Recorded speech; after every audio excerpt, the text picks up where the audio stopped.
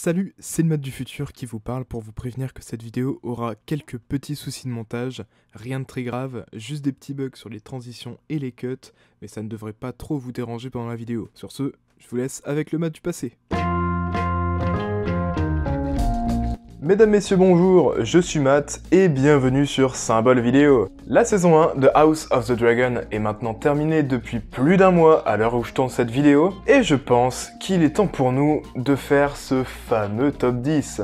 Avant tout, je tiens à rappeler que cette élection est un avis subjectif, alors c'est évident que nous n'allons pas avoir le même avis sur ce top 10, mais évidemment, on peut pas tous avoir le même avis, après tout c'est normal, nous sommes humains.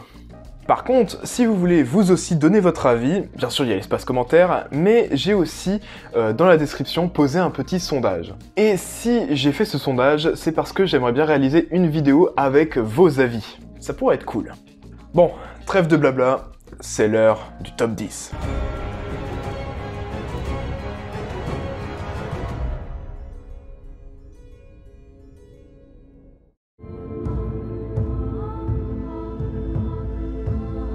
On commence évidemment ce top 10 avec les épisodes que j'ai le moins aimés. Et c'est l'épisode 2 qui obtient ce non-trophée. Alors cet épisode 2, je l'ai quand même trouvé très bon dans ses arcs politiques et la construction narrative qu'il amène. Et surtout, en fait, on retournait dans du Game of Thrones, dans le jeu des trônes tout simplement, avec ces rivalités entre seigneurs et le roi derrière. À partir de cet épisode 2, je pense évidemment que la série était lancée, mais je crois que je me suis un peu trop emballé sur ma critique. Il était bon, mais il y a quand même mieux qui arrive, quoi. Le manque d'action est criant, et on sent vraiment qu'on est encore sur un épisode de transition, et voilà, pour moi il mérite au moins une petite 9ème place.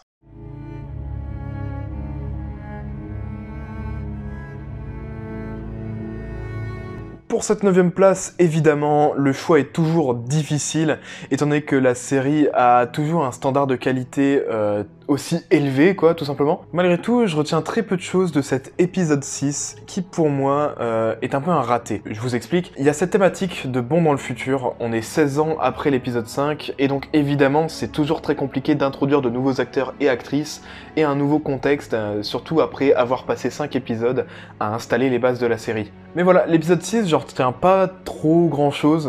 Je retiens peut-être la mort de Lionel et Arwen, je retiens aussi peut-être la scène de l'entraînement qui était hyper cool, et évidemment la mort de Lena Velaryon qui est très touchante. Voilà, c'est un peu les trucs qui m'ont plus marqué dans cet épisode, mais sinon, un peu osef quoi.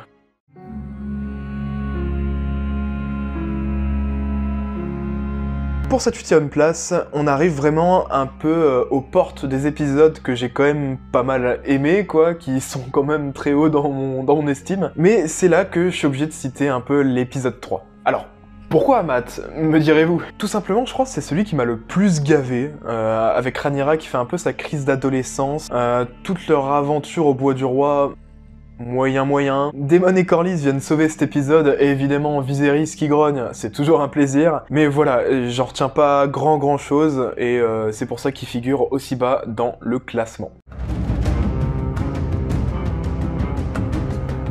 Pour la 7ème place, je pense que c'est là qu'on peut poser l'épisode 4. J'ai tout simplement adoré la poursuite dans les bas-fonds de Port-Réal avec Rhaenyra et Daemon. Alors évidemment, du Daemon au centre de l'intrigue, c'est toujours une très bonne chose, on va pas se le cacher, mais il y a quand même un autre point négatif qui vient énormément gâcher, en tout cas qui a gâché un peu mon visionnage, c'est la présence trop présente de cul, quoi. Et on dirait vraiment que, comme on l'avait dit dans ma critique de l'épisode 4, que les mecs, ils ont pas mis de cul dans les 4 précédents épisodes, et que là, en fait, ils se sont complètement lâchés. Enfin, voilà, c'est peut-être un peu trop la présence de ça, mais sinon, l'épisode, pour moi, reste quand même très bon. J'ai du House of the Dragon, quoi. Et il y a quand même, voilà, comme je le rappelle, des épisodes que je préfère, donc pourquoi cet épisode-là est à cette place.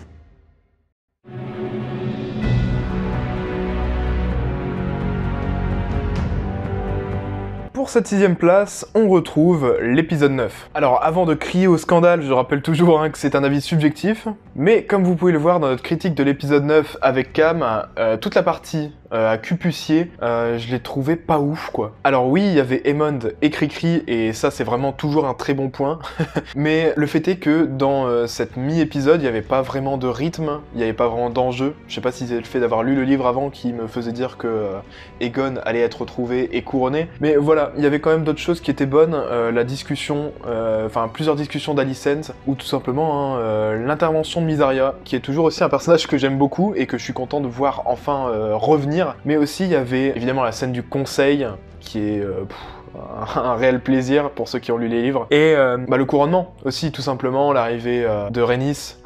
Enfin voilà, les émotions. Donc voilà, j'aime beaucoup cet épisode, mais c'est pas non plus mon préféré.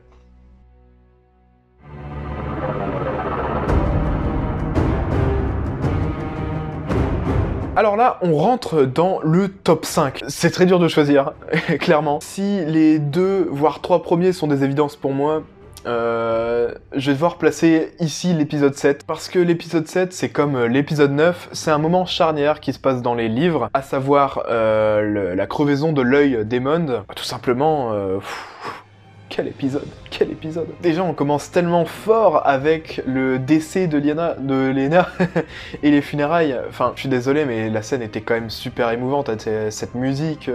Mais quand même, moi, ce que je retiens énormément, c'est le vin d'honneur, enfin, si on peut dire ça comme ça, avec tous les jeux de regard. Quand Rhaenyra arrive dans la petite esplanade et que qu'elle jette un regard à Alicent, qu'Alicent la regarde, qu'elle regarde Cricri, qu'ensuite elle va voir son fils. Enfin, il y a tellement de personnages développés dans cet épisode. C'est vraiment une synthèse de toutes les intrigues qu'on peut retrouver depuis le début, tout simplement. Après, évidemment, le vol d'Aemond avec Vhagar, j'en avais les larmes aux yeux, hein. Je vais pas vous le cacher. La musique, c'est peut-être une des choses que je retiens le plus dans cette série, et dans les œuvres en général. Et là, la musique, Ramin Djawadi, quel magicien, quoi. Et après, évidemment, comment ne pas parler de l'altercation entre Alicent et Rhaenyra, où cette dernière va aller jusqu'à pointer la dague de Viserys sur elle. Cette série apporte tellement d'émotions, quoi. C'est une folie, tout simplement. Mais du coup, vu évidemment, on se rapproche du top 5, cet épisode était presque parfait, mais il manque quelque chose.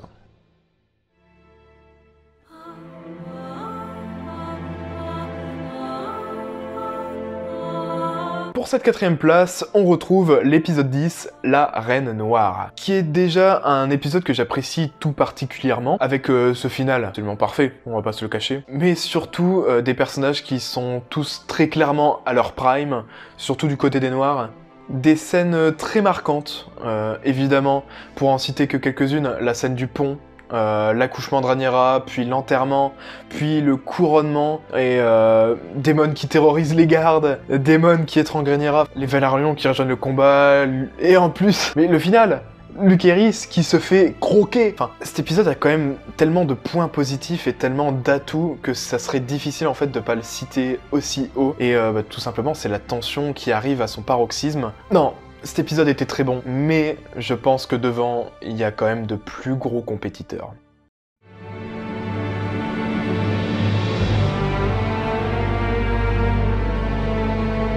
À la 3ème place, l'épisode 8.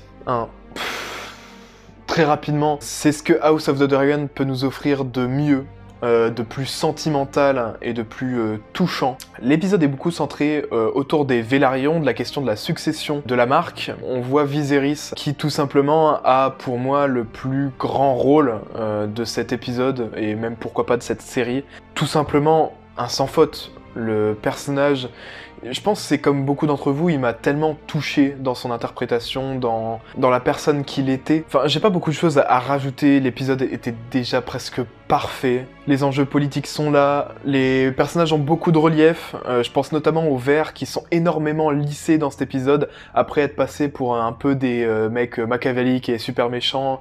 Bah ça change un peu, là on les voit sous un autre jour, et c'est très appréciable. Même si évidemment, Daemon et Aemond restent des cracks absolus. Donc voilà, grosse pensée à notre vote. Salut mon pote. Maintenant, on va passer au top 2, mais juste avant, j'aimerais vous rappeler que les vidéos sur Game of Thrones ne sont pas terminées. J'ai encore beaucoup d'idées de concepts qui me viennent en tête, et évidemment, ça sera un plaisir de vous les proposer. Donc si vous êtes intéressé, n'hésitez pas à vous abonner, à laisser un petit j'aime, nous ça nous aide, et surtout, allez valider ce sondage. J'aimerais tellement faire une vidéo avec vos avis, ça serait quand même super cool.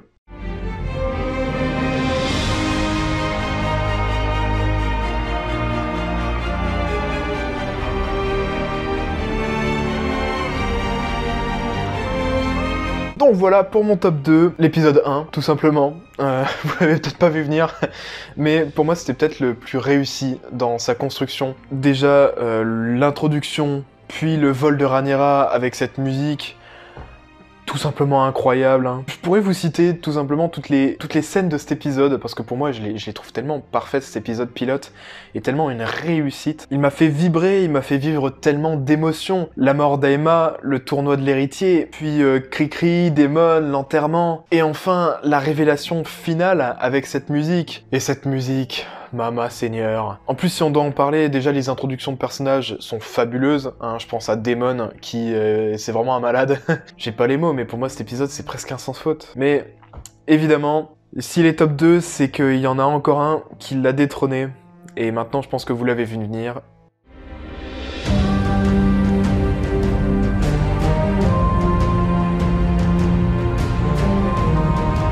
C'est l'épisode 5.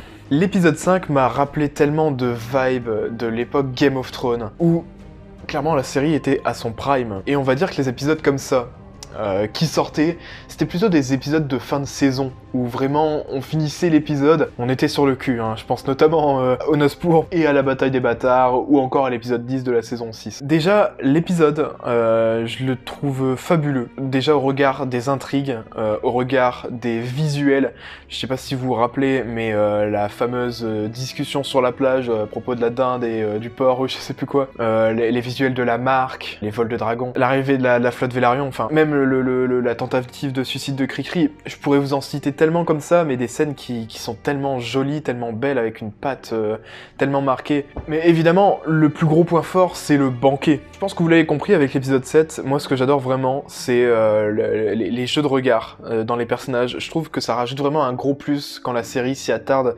Mais dans le final, cette tension dramatique... Et évidemment, je vous en ai parlé un petit peu avant, mais les musiques...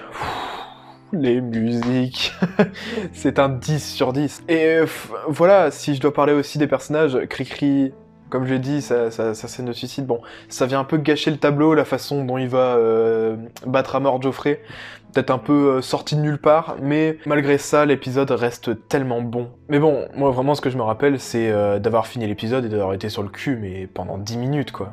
Et surtout qu'après, on savait qu'il y avait le bond de 16 ans dans le futur, donc...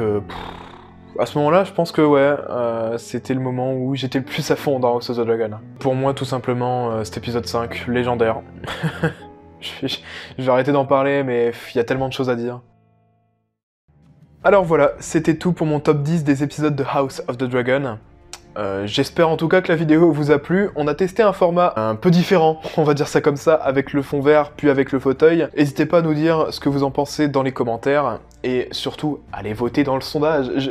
Je le dis pas assez, mais j'aimerais tellement faire la vidéo avec vos avis. Voilà, j'ai plein d'idées à mettre en place. Évidemment, ça peut pas se faire tout de suite, mais on progresse petit à petit. Et surtout, on a toujours l'envie, on a toujours la motivation. Et... tout simplement, on a envie de vous faire rêver, que ça soit avec nos critiques, que ça soit avec maintenant ce petit nouveau format de top 10. En tout cas, n'hésitez pas à nous dire ce que vous avez pensé de la vidéo. Moi, je vous dis à la prochaine. Prenez soin de vous. Ciao.